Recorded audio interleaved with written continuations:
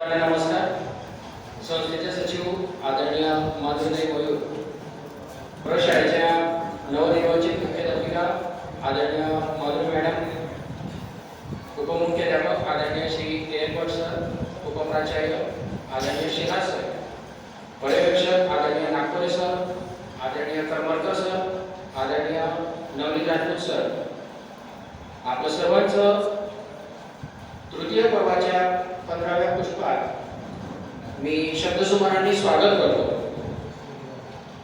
विज्ञानाची कास धरून आपण सर्व प्रतापीय दर महिन्याला आपल्यातून 2 शिक्षक बंधू भगिनी सादरीकरण करत असतो.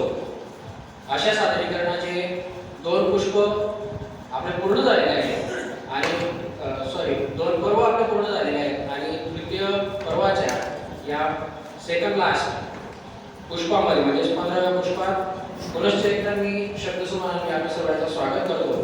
त्याचप्रमाणे आदरणीय माधुरी मॅडम, आदरणीय भट सर आणि आदरणीय नवनीत राजपूत सर यांना तिघांनाही स्टेपवर आमच्या सर्व सदस्यांच्या वतीने आम्ही शुभेच्छा देतो आणि कार्यक्रमाच्या पुढील पर्वाकडे आपण वाटचाल करूया.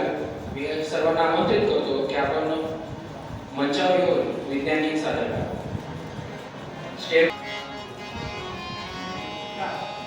खुली नजर से देखो मित्रों, खोलो मन के द्वार। खुली नजर से देखो मित्रों, खोलो मन के द्वार। जो है जैसा वैसा क्यों है, इस पर करो विचार। जो है जैसा वैसा क्यों है, इस पर करो विचार। जो है जैसा वैसा क्यों है, इस पर करो विचार।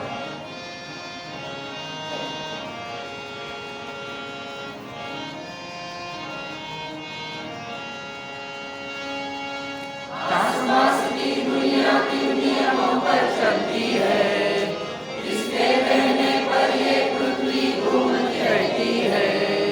रहस्यमय अद्भुतकारी जो है रखता हाथ, हर घर टूटे विक्रम छूटे खुले जब साकार।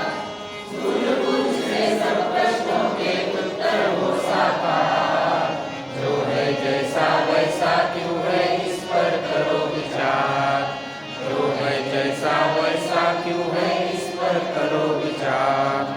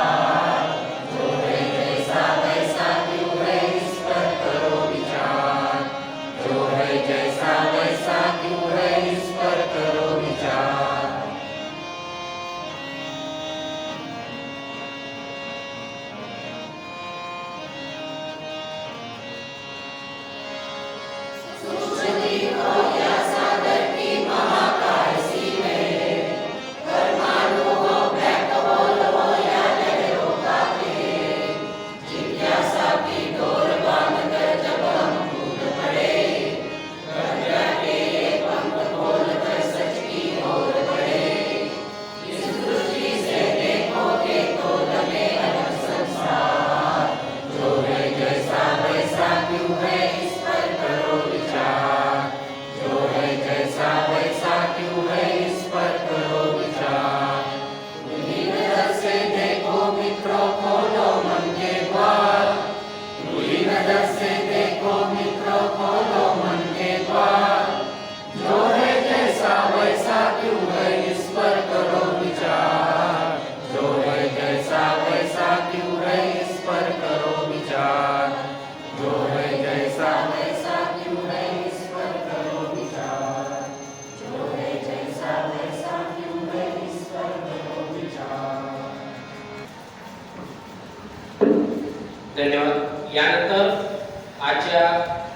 सादरीकरणाकरता मी आमंत्रित करतो आदरणीय गिरीश महाजन सर.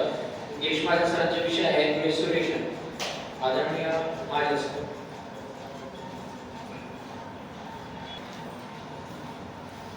स्टेम फोरमच्या प्रथम सदस्य आदरणीय ताईसाहेब, प्रशालेच्या मुख्याध्यापिका आदरणीय मालुकवाडे मॅडम, सर्व पदाधिकारी व या ठिकाणी जमलेले स्टेम फोरमचे सर्व सदस्य, गुड आफ्टरनून.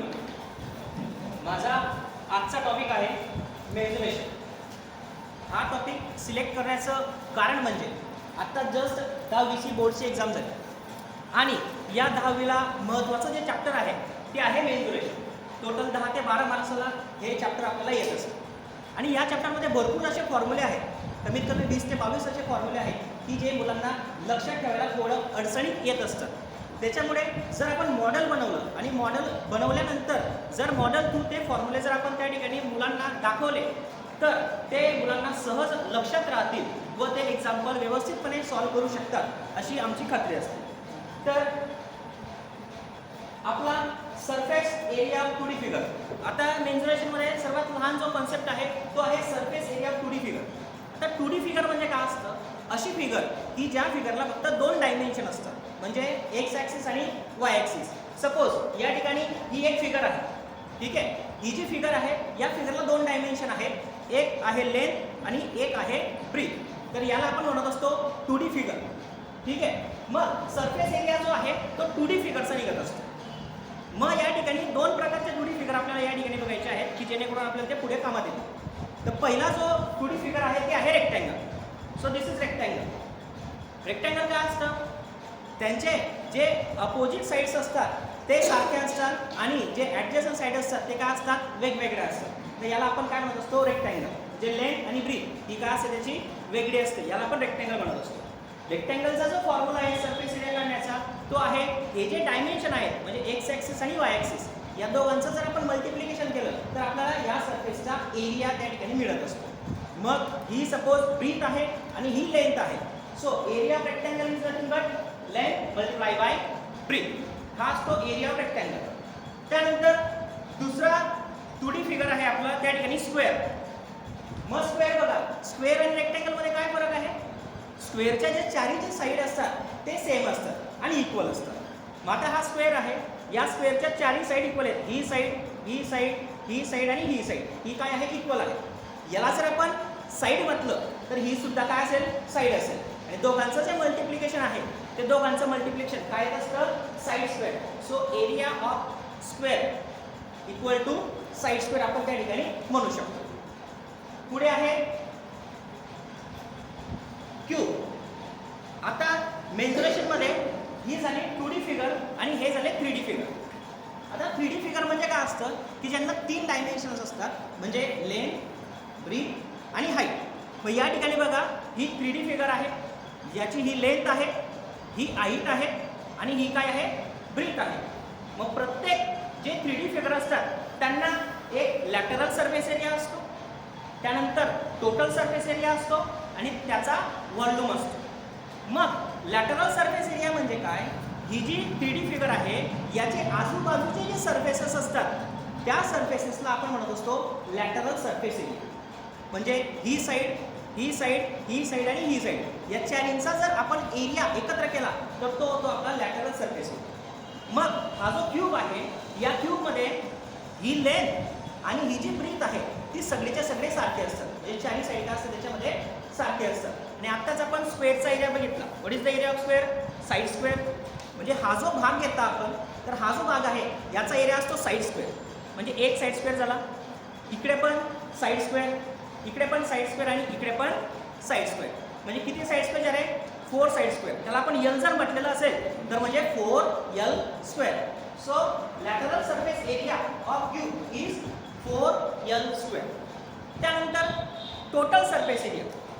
आता टोटल सरफेस एरिया म्हणजे काय? वरचा आणि खालचा जो एरिया आहे तो त्याच्यामध्ये काय करायचा? ॲड करायचा. म्हणजे पूर्ण जो क्यूब आहे त्याचा टोटल सरफेस एरिया.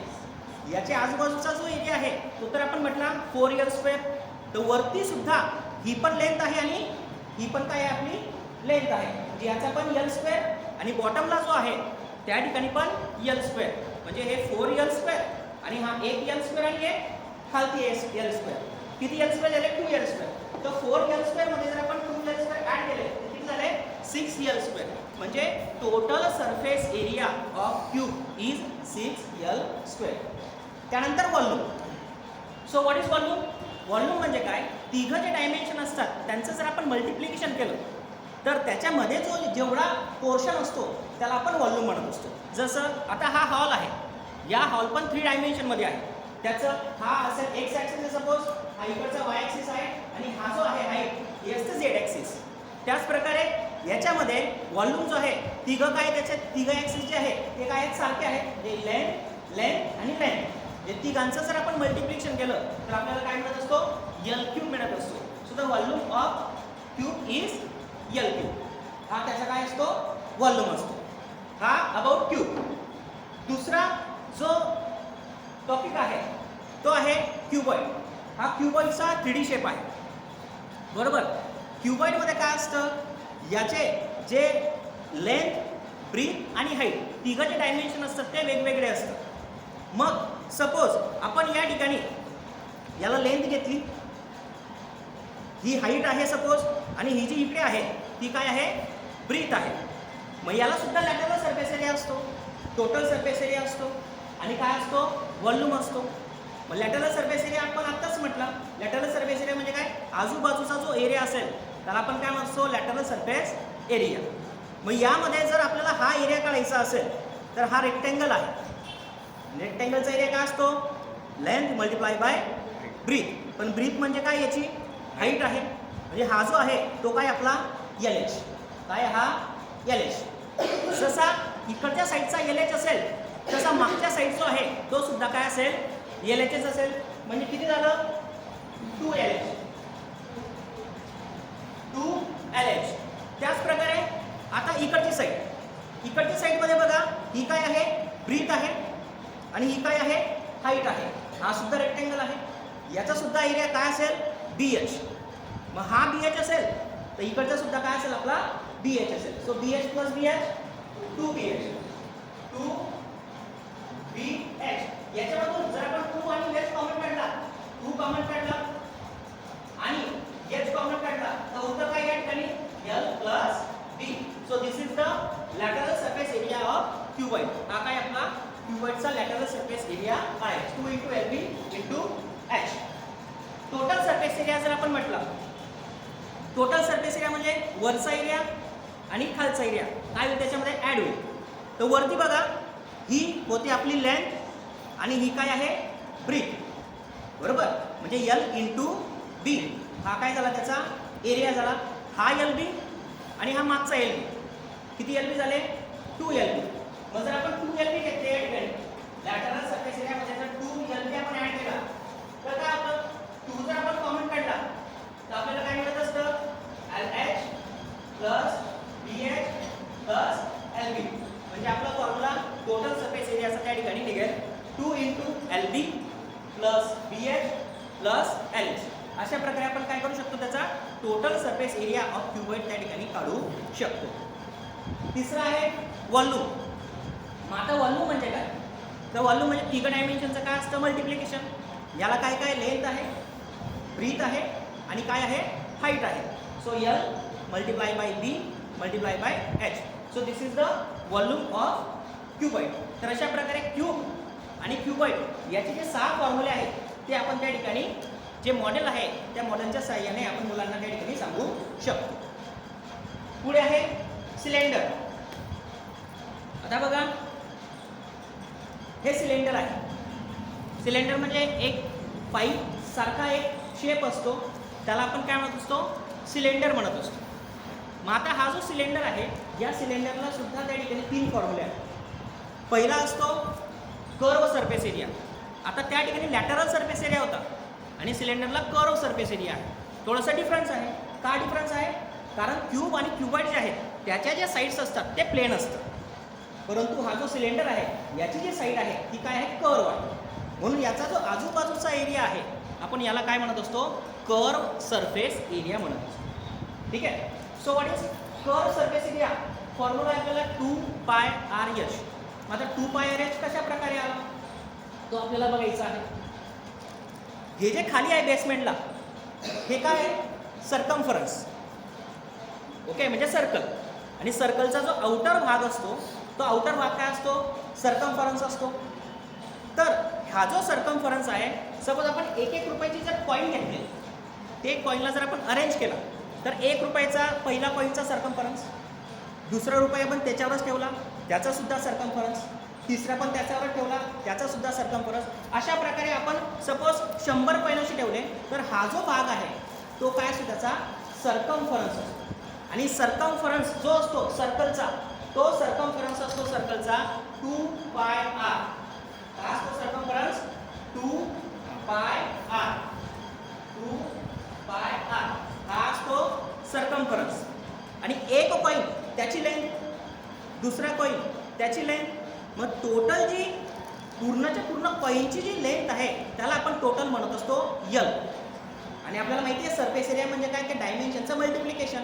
एक डायमेन्शन 2πr आहे आणि दुसरं डायमेन्शन काय त्या ठिकाणी? लेंथ आहे. तर त्या ठिकाणी जो कर्व सरफेस एरिया आहे तो काय असतो त्या ठिकाणी? 2πrh. तर हा कर्व सरफेस एरिया काय असतो? तुमचा सिलेंडर असतो. त्यानंतर आहे total surface area of cylinder. मग टोटल सरफेस एरिया काय असतो? हा कर्व सरफेस एरियामध्ये हा इकडचा एरिया आणि हा खालचा एरिया जर आपण ॲड केला तर काय निघत असतो? त्याचा टोटल सरफेस एरिया निघेल. बरोबर. मग हा जो आहे हे कोणता शेप आहे? सर्कल. सर्कलचा एरिया किती असतो? πr². आणि हा सुद्धा काय? सर्कल. हा पण किती असतो? πr². किती πr² झाले? 2πr². आणि कर्व सरफेस एरियामध्ये जर आपण 2πr² ॲड केले, 2πr² ॲड केलं आणि याच्याकडून जर 2πr कॉमन काढला तर काय होतं? याच्यामध्ये एक r होणार आणि याच्यामध्ये काय होणार? s होणार. म्हणजे total surface area of cylinder is 2πr in bracket r plus h. Okay. तिसरा फॉर्म्युला आहे volume. Volume of the cylinder. सिलेंडरचं व्हॉल्यूम काय असतो? आता व्हॉल्यूम म्हणजे काय? हा जो पाईप आहे किंवा हा जो रॉड आहे त्याच्या मधला पोर्शन जो असतो त्याला आपण व्हॉल्यूम म्हणत असतो. ठीक आहे. आणि हा जो सर्कल आहे या सर्कलचा जो आतला भाग असतो त्याला आपण म्हणत असतो एरिया ऑफ सर्कल. काय म्हणतो आपण? Area of circle. मग सर्कलचा जो एरिया असतो तो काय आहे तुमचा? πr². तशाच प्रकारे जर दुसरा कॉईन ठेवला तर दुसऱ्या कॉईनचा आतला भाग तो पण πr². तिसऱ्या कॉईनचा आतला भाग तो सुद्धा πr². म्हणजे πr² जे आहे ते प्रत्येक आतल्या भागमध्ये काय आहे? कॉमन आहे. आणि प्रत्येकाची height. So therefore volume. Volume म्हणजे जो आत आहे सिलेंडरचा त्या सिलेंडरचा आतला जो पोर्शन आहे त्यामध्ये πr² into h. So this is our volume. Volume of cylinder is nothing but πr² h. This is the πr². This is the volume of cylinder. अशा प्रकारे आपण सिलेंडरचा जो एरिया आहे किंवा सिलेंडरचे जे फॉर्म्युला आहे ते आपण मुलांना लक्षात ठेवू शकतो. पुढे आहे कोन. हे सोपं आहे. या ठिकाणी जर आपण व्यवस्थित बघितलं तर याला जर व्यवस्थित सांगितलं तर हे तिघं फॉर्म्युले आपल्याला लक्षात राहतात. परंतु पुढचा जो फॉर्म्युला आहे तो कोन. कोनचा थोडा डिफिकल्टी लेवल या ठिकाणी व्हिज्युअलायझेशनची वाढत असते. मग आता कोन म्हणजे काय? आपल्याला प्रत्येकाला बर्थडे कॅप माहिती आहे. बरोबर. सो दिस इज कोन. हा काय आहे? कोन आहे. हा जो कोन आहे याला सुद्धा lateral surface area, curve surface area असतो म्हणजे आजूबाजूचा एरिया. आता याला मेजर करणं थोडंसं अवघड असतं. मग हा जो कर्व सरफेस एरिया आहे त्याला कशा प्रकारे मेजर करायचं? सपोज हा जो कोन आहे याला मी कापलं. कापल्यानंतर तो जो कोन आहे तो अशा प्रकारे दिसेल. बरोबर. तो जो कोन आहे हा कोन याला जर आपण राऊंड केला तर कोणता शेप बनतोय? Cone shape बनतोय. त्याला जर आपण मधून कापलं तर आपल्याला असा शेप आपल्याला त्या ठिकाणी मिळेल. ठीक आहे. मग हा जो शेप आहे याला मी काय केलं? याला 10 स्ट्रीपमध्ये मी त्या ठिकाणी डिवाइड केलं. ही फर्स्ट स्ट्रीप, ही सेकंड स्ट्रीप, ही थर्ड, अशा प्रकारे 10 स्ट्रीपमध्ये या ठिकाणी मी काय केलं? याला डिवाइड केलेलं आहे. आणि 5 स्ट्रीप अशा प्रकारे उभ्या ठेवलेल्या आहेत आणि दुसऱ्या जे 5 स्ट्रीप आहेत मी सुलट ठेवलेले आहेत. म्हणजे एक स्ट्रीप त्या ठिकाणी अरेंज केलेली आहे. जेव्हा मी स्ट्रीप अरेंज करतोय तेव्हा या ठिकाणी हा जो शेप आहे हा शेप कशामध्ये कन्वर्ट होतोय? त्या ठिकाणी जो रेक्टँगल आहे हा शेप रेक्टँगलमध्ये त्या ठिकाणी काय होतोय, कन्वर्ट होत आहे. बरोबर. मग या ठिकाणी बघा, हा कोन आहे, या कोनचा जो आउटर भाग आहे हा सर्कम्फरन्स, कारण मध्ये काय सर्कल आहे, हा जो भाग आहे याला आपण काय म्हणतो असतो, सर्कम्फरन्स. आणि सर्कम्फरन्स किती असतो त्या ठिकाणी, 2πr. किती असतो सर्कम्फरन्स, 2πr. म्हणजे हा जो पोर्शन आहे, हा पोर्शन, कारण त्यालाच ओपन केलेला आहे आपण, तर हा पोर्शन किती आपला 2πr आहे. ठीक आहे. आणि हा जो कोन आहे याची ही जी असते याला आपण म्हणत असतो स्लॅन्ट हाईट, तिरकस हाईट आपण त्याला म्हणत असतो, कारण कोन जो आहे तो असा तिरकस असतो, त्याला आपण यलने दाखवत असतो.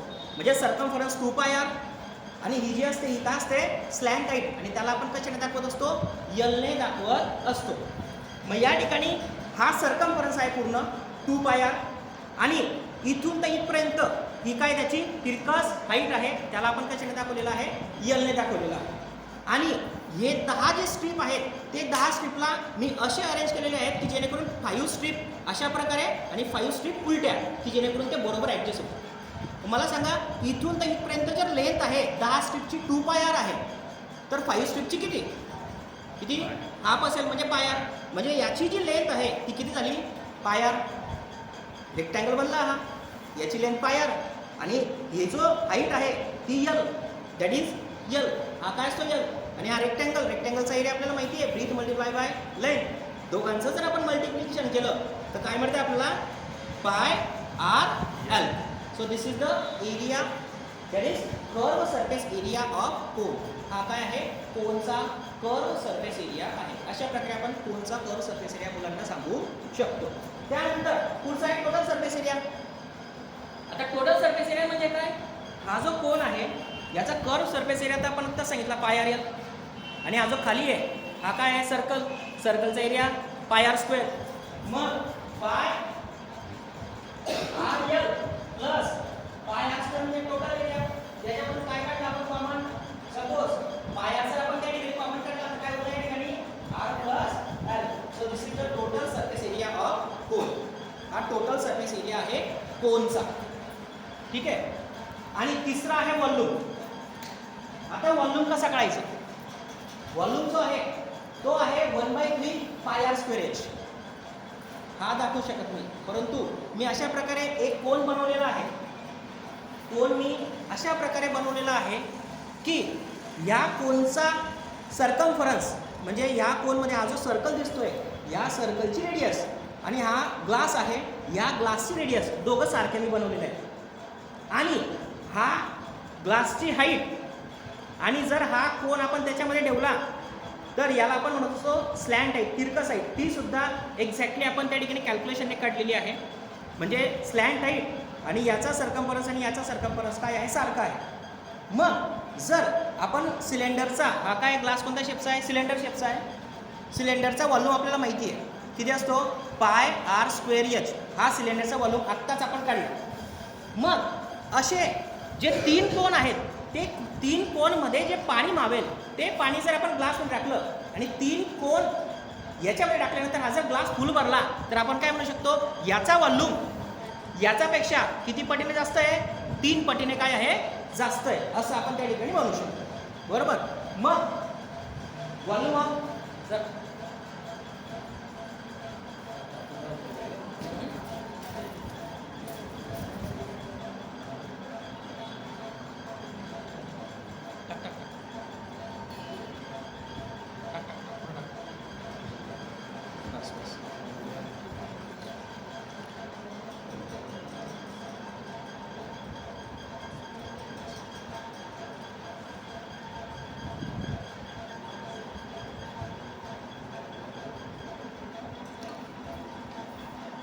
बघ, हा जो वॉल्यूम आहे हा काय बनला, परफेक्ट बनला. म्हणजे आपण काय म्हणू शकतो, याचा वॉल्यूम आणि हा वॉल्यूम, म्हणजे याचा वॉल्यूमपेक्षा हा काय आहे तुमचा 3 टाइम्स आहे. म्हणजे याचा वॉल्यूम 3 टाइम्स काय आहे, कमी आहे. म्हणजे काय, πr² अपॉन 3, म्हणजे 1/3 × πr². अशा प्रकारे आपण त्या ठिकाणी ते दाखवू शकतो. हे बनवलेलं आहे. ठीक आहे. त्यानंतर पुढचं आहे, आता ॲप्लिकेशन म्हणजे काय असतं याच्यामध्ये. सर तुम्हाला पाणी दिलेलं आहे ताई, ते पाणी पिण्याचं आहे. उन्हाळा भरपूर आहे, तर प्लीज ते पाणी प्या.